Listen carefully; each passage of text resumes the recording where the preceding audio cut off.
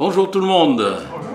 Merci chacun de vous de votre présence. Très content de voir les uns les autres. Mon ami Lucien, on s'est rencontrés, je pense qu'il y a 6 ans, le premier été. Il conduisait les bus pour le Matania. Et là, on a trouvé une grande amitié. Après, il y avait quelques tours, on va dire comme ça. Et Lucien il a accepté le Seigneur dans l'église de La Ciotat avec John et Beverly. Et puis, il a parcouru quelques années ensemble avec eux. Et je suis très reconnaissant que tu sois là, aussi bien que les fistons. La dernière fois que j'ai vu les deux ensemble, on est allé voir le Toulonnais. Ah, ça, c'était un bon moment. Et puis, merci de votre présence ce matin. Bon, voilà, super. Allumé. Voilà, nous allons poursuivre notre étude dans les psaumes. On est tombé sur le psaume chapitre 11. Et justement, il y a une phrase dedans qui dit « Quand les fondations sont renversées, le juste, que ferait-il » Quand les fondations sont renversées, le juste, que fera-t-il? Je pense que la première fois que j'ai entendu ce message, quelqu'un qui a partagé sur ce verset, il a souligné le fait que quand les choses de base, on ne parle pas de la nature, on parle plutôt de l'être humain et les fondations de notre société ou les fondations de nos relations les uns avec les autres, notre fondation par rapport à ce que nous croyons par rapport à la Bible, quand ça s'est mis en question, que faire? Et justement, nous posons cette question, que faire quand vos fondations chrétiennes sont attaquées? Est-ce que vous vous sentez sous l'attaque? J'espère que vous dites oui, parce que si vous dites non, ça veut dire que vous êtes sous l'attaque, mais vous n'êtes pas au courant. Hein? Voilà, le malin, il est tellement vicieux, il cherche vraiment à nous détruire. Et pour nous, quand même, nous allons étudier ce psaume. Et avant de commencer, on va prier. Seigneur, nous te demandons de nous conduire, de nous aider à partir de ce partage ce matin, que nous soyons renforcés dans notre foi, que nous nous fortifions dans ta puissance, ta force tout-puissant. Et Seigneur, que tu nous donnes courage et sagesse. Aide-nous, Seigneur, de faire, comme disait Paul, j'ai combattu le bon combat. Combien le malin, il cherche à nous même faire combattre dans les combats vains. Et Seigneur, nous voulons tout simplement que notre vie, à la fin de notre vie, que nous puissions dire, comme l'apôtre Paul, j'ai terminé, j'ai achevé ma course, j'ai combattu le bon combat. Seigneur, merci pour ta parole qui nous donne l'instruction. Et aide-nous ce matin de mettre en pratique ta parole afin de pouvoir être agréable à toi. Au nom de Jésus. Amen. Amen. Bon, on va lire le passage, ça c'est en psaume chapitre 11. Mais bon, tu peux nous lire? Au chef des chambres de David, c'est en l'Éternel que je cherche un refuge. Comment pouvez-vous me dire, fuis dans vos montagnes comme un oiseau? Car voici les méchants bandent l'arc, ils ajustent leurs flèches sur la corde pour tirer dans l'ombre sur ceux dont le cœur est droit. Quand les fondements sont renversés, le juste, que ferait-il? L'Éternel est dans son saint temple, l'Éternel a son trône dans les cieux. Ses yeux regardent, ses paupières sondent les fils de l'homme. L'Éternel sonde le juste, il hait le méchant et celui qui se plaît à la violence. Il fait pleuvoir sur les méchants des charbons, du feu et du soufre. Un vent brûlant, c'est le calice qu'ils ont en partage. Car l'Éternel est juste, il aime la justice. Les hommes droits contemplent sa face. Merci beaucoup. Alors, que faire quand les fondements sont sous l'attaque? J'étais très touché un jour quand j'ai vu une photo. J'aime beaucoup les images. Je trouve que les images, comme il dit, une image, il vaut 1000 mots. Et justement, il y avait deux châteaux. Et il y avait un drapeau Dieu, il y avait un drapeau chrétien, il y avait un drapeau de Satan. Et puis, entre les deux, bon, il y avait comme une rivière ou quelque chose comme ça. Et après, ce qui m'a étonné, c'est que les chrétiens, on est en train d'envoyer les balles parce on voit certaines choses, qu'on n'est pas d'accord, l'avortement ou l'immoralité, ces choses comme ça. On est en train d'attaquer ça. Mais après, le malin, lui, où il a visé les balles, c'est au fondement. Au fondement, il cherche à détruire, grignoter. Et l'érosion, on dit ça, c'est le pire des attaques. Pourquoi? Parce que c'est tellement subtil. Ça range, ça range, ça range. Mon voisin, il a un grand arbre à côté de sa maison et en fin de compte, ça commence à pencher. Et qu'est-ce qu'il a fait pour le contrôler? Bon, il a attaché une corde et tous les 2-3 mois, il prend la corde et le tire parce qu'il a coupé là où ça touche la maison. Alors, il vérifie, est-ce que ça va? Et nous, en tant que chrétiens, nous devons avoir ces repères. Et c'est quoi notre repère? C'est la parole de Dieu, hein? Et c'est la parole. Et c'est pourquoi on a tellement besoin de la parole de Dieu, parce qu'en fin de compte, d'autres passages, il dit que c'est notre encre, l'encre pour notre âme. C'est notre espérance, c'est notre stabilité, c'est notre fondation. Car si on commence à détruire les fondations, que peuvent faire les justes? Bon, quand on parle d'une maison, on voit bien que là, avant de construire, on fait premièrement une étude de sol. Hein? Pourquoi? Parce qu'il faut savoir qu'est-ce qui est dedans. Hein? Bon, Calédonie, avec plusieurs reprises, avant de construire les maisons, les différentes fondations, hein, on a fait venir un gars, et puis après, il a une machine avec une pointe, et puis la pointe, il ting, ting, ting, juste de savoir combien de résistance. Et bon, c'est tellement calculé qu'ils mettent dans quelques endroits de savoir, bon, vous devez faire une semelle beaucoup plus large, plus épais, vous devez utiliser tant de ferraille, bon, les dimensions des ferrailles, ça c'est tout à fait différent. Pourquoi? Et aussi, il faut que ça soit un peu sur toute la surface, parce que là, tu peux pas avoir juste un coin qui descend. Hein. Et justement, le problème, c'est que après les fissures. Bon, ici, j'ai travaillé à Courance. Il y en a des fissures dans les vieilles maisons, mais quand même, c'était les murs, hein, c'est des trucs solides. Mais chaque fois quand il y a des fissures, c'est une question, un problème de fondation. Alors, que faire? Je rappelle un ami de mon père, quand j'avais 12 ans, on est allé chez lui pour lui aider parce qu'en fin de compte, il a acheté une maison, mais la fondation n'était pas sur un truc solide. Et qu'est-ce qu'il a fait? Il a creusé en dessous de la maison, il a mis les criques, il a mis les bois, les bastins, après il a revenir.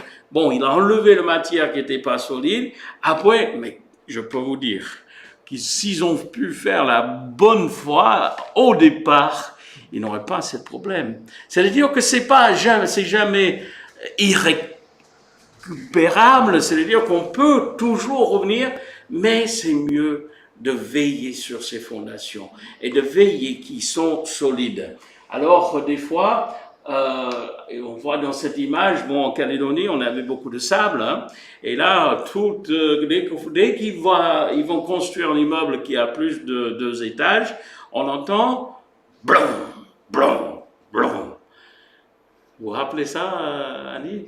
C'est-à-dire que là, il y a une machine qui vient, il prend les grands IPN, et là, il y a une machine qui passe dessus, et boum, boum, boum. Il envoie. Et dans certains endroits, bon, il fait 6 mètres, après ils mettent un autre. Des fois, ils ont descendu plus que 50 mètres dans le sol afin que cet IPN, après ils mettent un, ils soudent un autre, après, afin d'arriver sur quelque chose solide. Et une fois, ils passent à peu près 2 semaines, une fois que ça ne descend plus. Après, ils reviennent dans 2 semaines plus tard pour taper encore un peu. Et si ça ne bouge pas, on est bon. On est sur du solide. Ça, c'est un autre aspect des fondations qui est important. Et après, qu'est-ce que ça vous inspire? Il faut que la maison soit de l'équerre. Hein? On prend, si on a quelque chose carré comme ça, on prend 1 mètre et on mesure de ce coin ici, et ça doit être exactement le même que l'autre. Sinon, si la maison est fausse équerre, quand on commence à construire dessus, après, là aussi, on a des difficultés. Bon, après, c'est une question, si on revient un peu sur cette image, pour nous, Christ est notre pierre angulaire, hein, en tant que chrétien, et là, c'est la question de ferraillage et du béton. Bon, après, avec le béton, il y a 3 types, enfin 4, on appelle ça une béton de propreté. C'est moins que 150 kilos, c'est-à-dire que c'est un béton maigre. Hein. Après, on a de 2,50, on a du 3,50, bon, peut-être 450 pour les grands immeubles, mais c'est la quantité de ciment par rapport au mètre cube. Hein. Alors, c'est une question que le béton doit être solide, mais justement, j'ai trouvé ici pas mal de où le ciment était assez maigre dans les joints, par exemple. Mais après, c'est une question de ferraillage. Hein.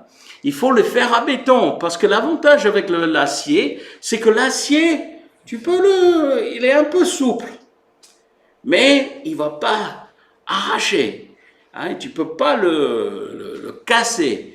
Béton, par contre, il est très dur. Il peut être fissuré. Alors, mais il est dans une masse, il peut pas être plié. Alors, ils ont pris la force de l'un et la force de l'autre. Ils les ont mis ensemble afin d'avoir un béton armé. Et c'est-à-dire que là, on a quelque chose de solide. Bon, dernièrement, avec les nouvelles technologies, j'avais vu même les dalles qui sont fibrés, c'est-à-dire qu'ils n'ont même plus besoin, ils ont trouvé de façon de fibrer, ils n'ont plus besoin de même mettre de l'acier, peut-être pour les petites dalles, hein, mais là, en fin de compte, voilà.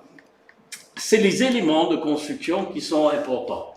Après, la Bible en parle beaucoup, en Matthieu 7, versets 26 et 27, c'est pourquoi quiconque entend mes paroles que je dis, et les met en pratique, sera semblable à un homme prudent qui a bâti sa maison sur la pluie est tombée, les torrents sont venus, le vent ont soufflé et se sont jetés contre cette maison, et n'est point tombée parce qu'il était fondé sur le roc. Hein?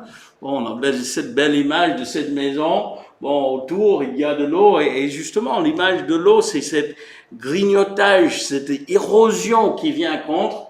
Et puis, bon, c'est vrai qu'avec le temps, les rochers, ça use, mais beaucoup moins vite que le sable. Hein? Alors, c'est une bonne construction, un solide assemblage. Mais, dans le verset 27, mais quiconque entend ces paroles que je dis et ne les met pas en pratique sera semblable à un homme insensé qui a bâti sa maison sur le sable. Bon, justement, je prêchais sur ce sujet. En Calédonie, on avait un architecte et il a dit, non, c'est pas vrai, hein? C'est pas vrai maintenant. Parce que là, on peut mettre une dalle radiée. Et c'est vrai, hein? Normalement, dans une dalle, vous mettez un enrobage de 3 cm du bas. L'acier doit être 3 cm du bas, afin que quand il y a la force, lui, il ne va pas casser le bas. Mais après, avec une dalle radiée, ils ont trouvé qu'ils mettent de l'acier en haut, soit le trait soudé ou d'autres aciers. Ils mettent un enrobage de 3 cm au-dessus. Et l'avantage, c'est que comme ça, la dalle, elle ne va pas partir. C'est-à-dire que s'il y a un coin qui veut descendre, il est radier, il est dans l'autre sens, et ce coin-là dit non, non, non, non, tu vas rester en haut. Et lui, il a dit, mais je veux monter. Il a dit, non, non, non, tu restes en bas. Alors, ils ont trouvé le moyen. Après, la pluie est tombée, les torrents sont venus, les vents ont soufflé, ont battu cette maison, elle est tombée. Et sa ruine a été grande. Bon, vous pouvez imaginer la déception. Hein? Bon, quand même, l'image que le Seigneur nous donne de construire. Et justement, pour nous, nous devons veiller de fonder notre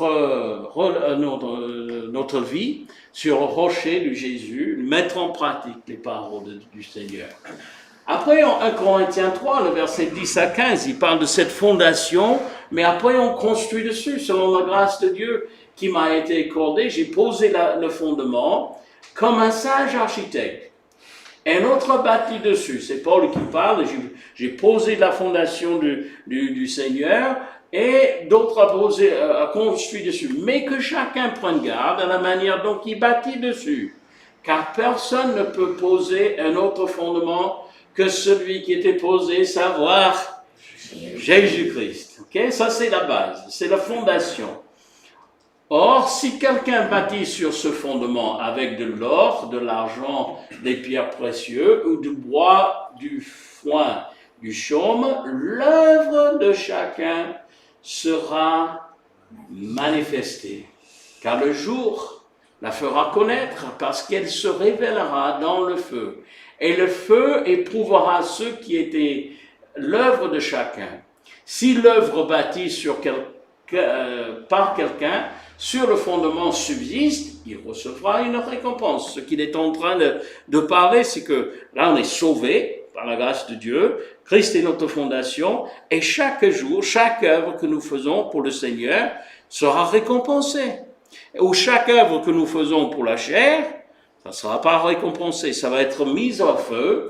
Et puis, mais celui, à la fin, bon, on parle du tribunal de Christ, qu'on va se comparaître devant le Seigneur, et on va recevoir les récompenses pour tout ce qu'on a fait pour le Seigneur. Mais, si l'œuvre de quelqu'un est consumée, il perdra sa récompense pour lui. Il sera sauvé, parce que là, c'est pas ça qui est mis en question, mais comme au travers du feu. Alors l'image, c'est qu'un jour, tout ce que nous faisons pour le Seigneur sera mis à l'épreuve, toujours dans cette pensée. Et bon, bien entendu, si on construit avec l'or, l'argent ou les pierres précieuses, ça va durer dans le longtemps. Et bon, tout ce qui le reste, bon, l'histoire des 3 petits cochons, hein, les maisons qui n'ont pas pu tenir, hein, sauf celui qui était fait en dur. Bon, pour revenir à nos brebis, là, en verset 1, il dit « Chef des chantres de David, c'est en l'Éternel que je cherche un refuge. » Combien les refuges sont importants, hein? Comment pouvez-vous me dire, maintenant quand même c'est une grande question, fuir dans vos montagnes comme un oiseau? Bon, l'avantage d'un oiseau, c'est que il peut s'envoler, hein? Mais justement, nous voyons que quand même, il dit à David, tu es dans une situation difficile, les fondements, on va voir plus tard, les fondements sont mis en question, alors plus facile sera de partir. Et je peux vous dire que souvent, devant certaines choses dans notre vie, on a vraiment la tendance de dire, bon, ben, si j'entre dans ça, si je dénonce ça, ça va créer toute une histoire, bon, on laisse. Et puis après, on se laisse gagner par le mal. Quand même, ce verset, enfin, cette histoire, ça revient sur une relation que David avait avec Jonathan. Jonathan, c'était le fils de Saül. Saül, c'était le roi d'Israël au moment quand Goliath est venu contre les Philistins sont venus contre les enfants d'Israël et tout le monde avait peur, justement. Hein, on va s'enfuir. Et Goliath, est-ce qu'il n'y a pas un homme qui veut battre avec moi? Et David allait, on fait rien là? Allez. Et personne, tout le monde avait peur. Et il a dit, on peut pas laisser ça. Hein. Il faut qu'on confronte ça. Lui, il blasphème le nom de l'Éternel. On ne veut pas laisser ça partir. Oui, mais tout le monde, il n'y a personne qui a le courage. Mais c'est pourquoi la Bible parle que David est un homme selon le cœur de l'Éternel. Un homme de courage, quand tous les autres ne voulaient pas intervenir. Regardez bien, après c'était le moment, ça c'est dans le chapitre 17, mais maintenant on est le chapitre 19, et Saül, il a cherché la vie de David. Et Jonathan, c'est un jeune, son fils qui était peut-être à peu près le même âge de David, avait une grande amitié. Regardez, Saül parla à Jonathan, son fils, et à tous ses serviteurs de faire mourir David. Pourquoi? Parce qu'il y avait un nouveau chant qui était commencé à chanter. L'ancien chant, Saül a tué ses 1000. Et le deuxième strophe, David, il a tué ses 10 000. Oh, la colère, l'arrogance de Saul qui a fait en sorte, non, je ne peux pas passer ça. Et puis, mais Jonathan, fils de Saül, qui avait une grande affection pour David, l'en informant et lui dit, Saül, mon père, cherche à te faire mourir. Sois donc sur tes gardes demain matin. Reste dans un lieu retiré et caché. C'est bien entendu que David, quand même, il a passé... Pendant ce temps-là, il ne voulait pas confronter. Pourquoi? Il ne voulait pas lever la main contre loin de l'Éternel. Il avait ce respect pour l'autorité. Il a dit, mais non, il faut que je respecte ça. Mais il était obligé même des fois de faire comme le fou. Il était allé chez les Philistins comme il était... Et après les Philistins, on ne va pas tuer lui. Il était tellement... Enfin, il n'était pas bien dans sa tête, quoi. Mais maintenant, il est venu dans un point où il dit... Non, je ne vais pas m'enfuir. Le nom du Seigneur est en jeu et on doit tenir ferme. Bien entendu, il y avait ce passage où il disait lui-même, je dis, oh si j'avais les ailes d'une colombe, je m'envolerai et je trouverai le repos. Mes chers amis, des fois ça nous arrive dans les difficultés que Dieu permet dans notre vie, mais il ne faut pas sous-estimer la raison de l'épreuve. Parce qu'il y a toujours une bénédiction. Il y a toujours une leçon que le Seigneur veut nous apprendre. C'est-à-dire que, bon, il a dit, la semaine dernière, on a parlé de la joie. Il a dit, mais considérez comme un sujet de joie complète d'avoir les épreuves. Pourquoi? Parce qu'on sait que Dieu veut nous apprendre quelque chose. Et quand les choses comme ça nous arrivent, on peut dire, ok Seigneur, apprends-moi. Mets-moi à l'état de l'homme fait que tu veux que je sois. Bon, après il dit, car voici les méchants bandent l'arc, ils ajustent leurs flèches sur la corde pour tirer dans l'ombre.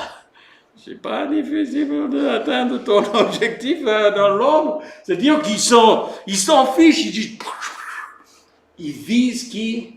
Ceux dont le cœur et droit. Et après, quand les fondements sont renversés, le juste, que fera-t-il? Alors, je trouve que nous sommes actuellement vraiment sur l'attaque du malin. Il y a plusieurs domaines. J'ai posé une question sur l'Internet. La question était du genre les changements moraux, on va dire comme ça, les changements de... Quels sont les changements qui sont passés dans les 20 dernières années? Alors, qu'est-ce que vous avez pensé? Vous pensez quoi? L'avortement. L'avortement. Le genre. Le quoi? Le genre. Le genre? Ni homme, ni femme. Ah, d'accord. Les Voilà. Ouais, c'est-à-dire que, bon, ça c'est même assez récemment. Hein. Alors, au niveau de pureté, hein, ou on va dire de pudeur, qu'est-ce qui a changé? Bon, on a entre les plus anciens jusqu'à nos jours, qu'est-ce qui a changé? La fidélité. Le vêtement. La fidélité. La fidélité, ça c'est une grande chose. Hein. Voilà, la fidélité, c'est plus, 60 ans de mariage. Même si on dit aux gens, mariés 10 ans, Ah oui. waouh, c'est énorme. C'est juste. Et puis, quand on dit aussi j'ai 4 enfants du même père, Ah, c'est vrai. La fête des pères, en certains endroits, c'est un jour très difficile. Vas-y. D'ailleurs, j'ai regardé les impôts hier, parce que je suis avec mon épouse, on est voté en matin. Et en regardant les impôts, j'étais avec une fille, c'est que. ah mais excuse-moi. Oh, pardon. Voilà, c'était plus. Et donc, en faisant les impôts, et je vois, avant, il y avait père, mère, maintenant, il y a déclarant 1, déclarant 2. Voilà. Voilà. J'ai tout dit. C'est plus les parents. Il n'y a plus les parents, le papa, la maman. Parce que Voilà. Parce que ça peut être 2 hommes, ça peut être 2 femmes, ça De la peut... famille, tout commence. Et là, quand même, quand ces choses sont passées, on aurait dû sauter en disant non. Mais après, on dit, mais que faire? Qui sommes-nous? On n'est qu'une voix. Alors, au niveau de l'autorité, qu'est-ce qui a changé? Alors, vas-y, policier. Il y avait les respects. Voilà, le respect, c'est sociétal, tout ce qui est hiérarchiquement, les institutions, tout ça, on renverse tout ça, quoi. Je veux dire, on n'a plus de respect pour toutes ces choses-là. Que ce soit l'armée, que ce soit la police, que ce soit les tribunaux, que ce soit les hôpitaux, les pompiers, qui sont là pour venir sauver des vies. À la limite, bon, policier, bon, on peut gêner, parce que, bref. Mais bon, Bien entendu, il y avait certaines personnes qui ont fait tâche à l'autorité, mais vas-y, Yves. Je voulais, dans l'enseignement aussi, il y a un petit dessin qui circule parmi les profs. Il y a un petit dessin, un petit cartoon qui circule parmi les profs. Il y a 2 scènes, 1980 ou je sais pas quoi. Hein, il y a c'est le parent, le professeur et l'enfant. Et qu'est-ce que c'est que cette note? Et c'est le parent qui dit à son fils ou à son enfant, Ouais. qu'est-ce que c'est que cette note? Et puis après 2020 maintenant, qu'est-ce que c'est que cette note? C'est le parent qui dit ça au professeur. C'est ça. Qu'est-ce que c'est que cette note que vous avez Tout à fait. Ouais. Il dit au prof, vous êtes en train de gâcher la vie de mon enfant, parce que là, tu ne vas pas lui donner... Mais c'est à lui de... Bon. Après, au niveau de... On va dire l'égalité, parce que quand même, devant nos mairies, fraternité. Mais est-ce que ces fondements, ils ne sont pas sous l'attaque, là? Égalité. Liberté. Je trouve que nos libertés, ils sont en train de les grignoter. Surtout nos libertés chrétiennes. Hein, bon, Joël, avec les Gédions, ils sont en train de, ces lois, si j'ai bien compris, ils sont en train de dire, non, vous ne pouvez plus distribuer la parole de Dieu. Et là, nos fondements, chers amis, ils sont vraiment sous l'attaque.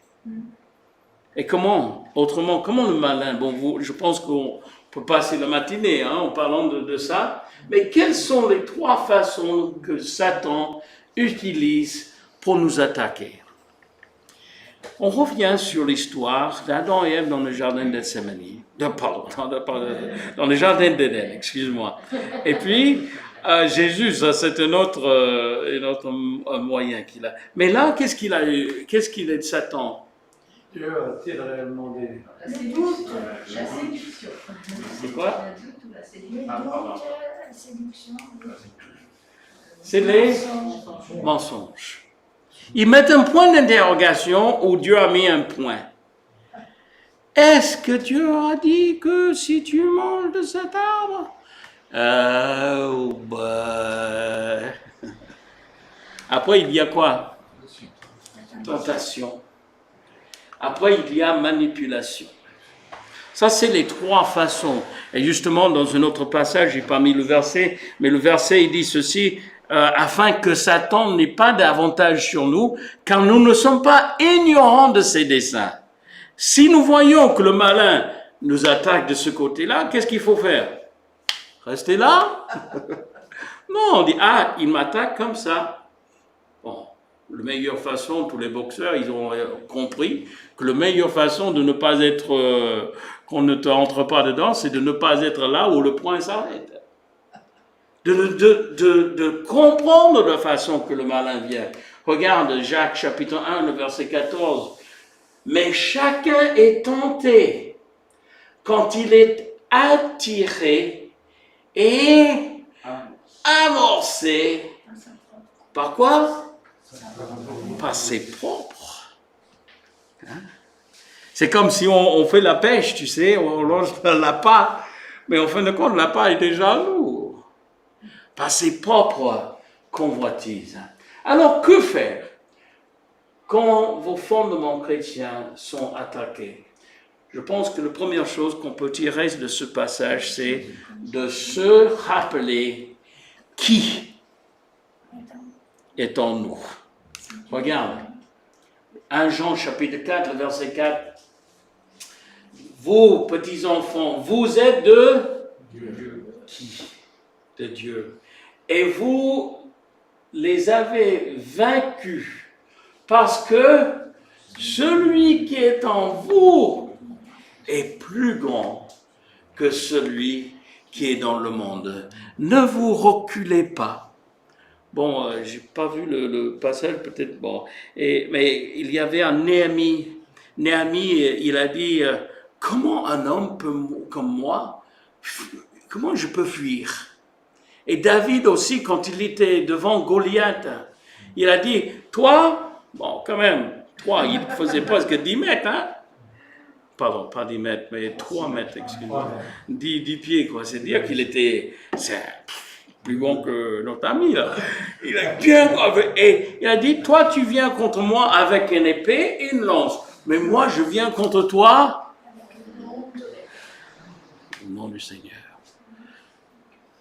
On chante souvent ce chant, le Dieu de victoire habite en moi.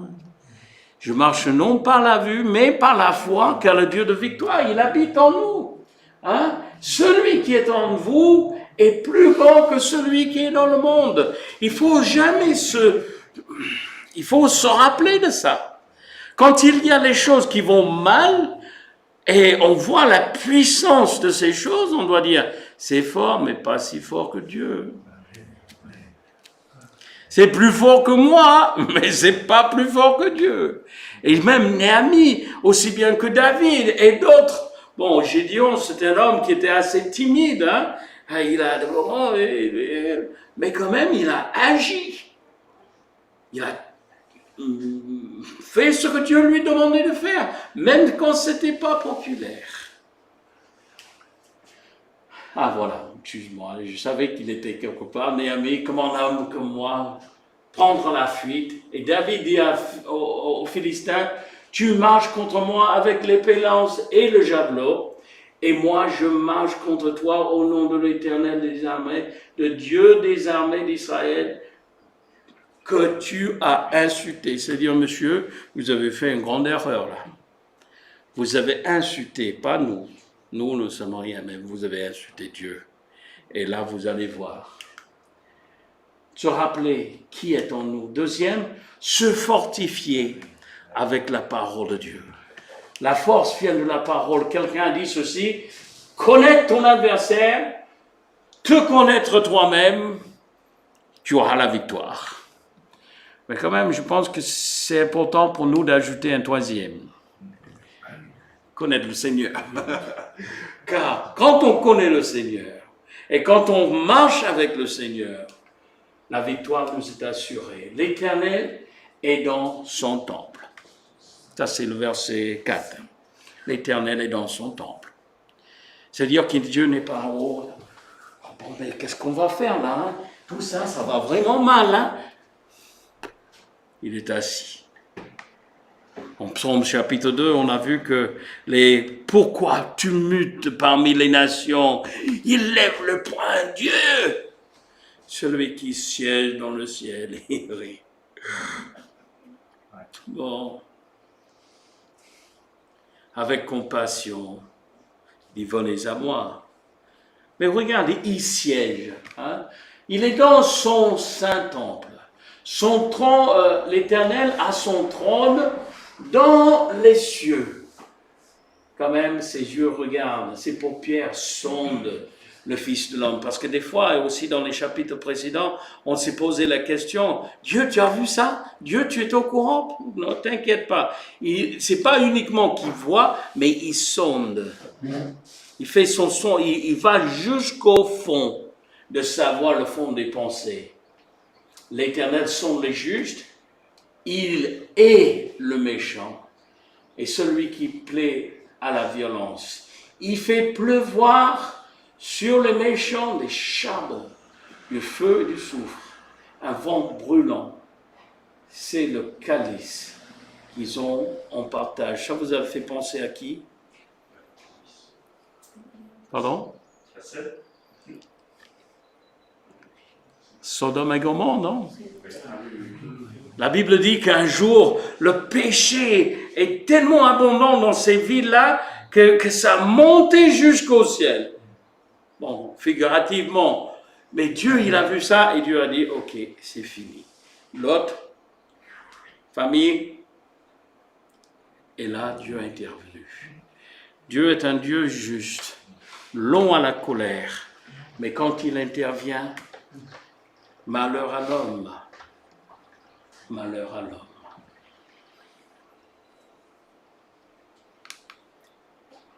Ephésiens chapitre 6, nous allons étudier justement le jeudi soir. On est arrivé à ce verset. Au reste, fortifiez-vous dans le Seigneur et par sa force tout-puissante. Revêtez-vous de tous les armes de Dieu afin de pouvoir tenir ferme contre les ruses du diable.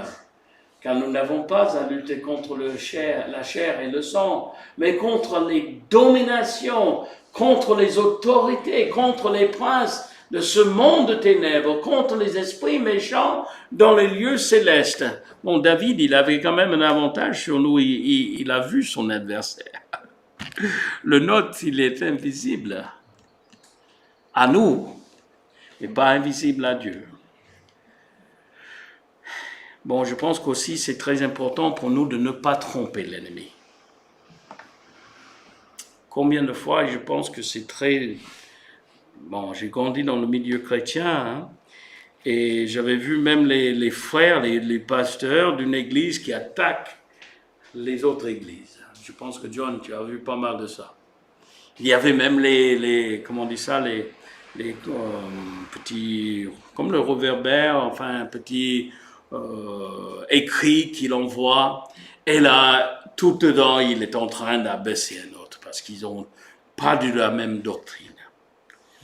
Et je me suis dit, est-ce que c'est sage? Est-ce qu'on ne trompe pas l'ennemi? Les gens, ils vont en enfer et l'Église est en train d'attaquer les uns les autres. Même Paul a dit aux Corinthiens, si vous mordez vous les uns les autres, vous ne faites pas du bien là. Bon, c'est bête, hein? Ah, il m'a mordu, ça s'est enfanté. Bon, pour garder la saine doctrine, c'est important, mais quand même, il ne faut pas tromper l'ennemi. Se rappeler qui est en nous, se fortifier avec la parole, se préserver pur. Regarde celle-là. Car, quand même, c'est le dernier verset, il ne faut pas sauter au-dessus vite fait. Car l'Éternel, il est comment? Juste. Il est juste. Et qu'est-ce qu'il fait? Il aime la justice. Les hommes droits contemplent sa face. Les hommes qui sont justes, ils cherchent le refuge en Dieu. C'est comme David. Ils cherchent en Dieu leur refuge. Ils gardent et ils cherchent à garder leur vie pure devant le Seigneur. Jacques 1, 27, la religion pure et sans tache devant Dieu notre Père consiste à visiter les orphelins, les veuves dans leur affliction. Et si je peux dire, Lucien qui visite notre frère et notre sœur pendant leur moment difficile, ça c'est la religion pure. Et quand même, et se préserve des souillures du monde. Ça veut dire d'avoir la compassion envers ceux qui sont dans les difficultés. Ça, c'est la religion pure. Mais après, il faut se garder pur. Se garder pur devant le Seigneur. Regarde, Jésus a dit, « Je ne parlerai plus guère avec vous, car le prince de ce monde vient, il n'a rien, moi. » Il y avait une histoire de quelqu'un qui a vendu une maison et juste avant, dans le dernier petit phrase, avant de signer le contrat, il a dit, mais toute la maison est à vous, sauf le poteau, le pilier au milieu.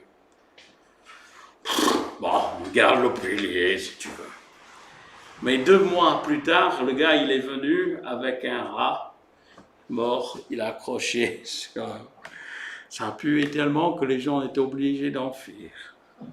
Et chers amis, si on ne traite pas le malin comme ça, c'est-à-dire que si on ne le dit pas, non, tu n'as rien à moi. Je te laisse aucun place, aucun petit placard. Tout est fermé. Et que nous puissions dire la même. Il n'a rien en moi. Se préserver pur. Et après le dernier, tenir ferme. Je ne dis pas d'être têtu. Il y a encore une différence entre d'être têtu et d'être ferme dans nos convictions. Éphésiens 6, le verset 14, c'est la suite de ce que nous venons de lire. C'est pourquoi prenez toutes les armes de Dieu afin de pouvoir résister dans le mauvais jour. C'est quand le mauvais jour?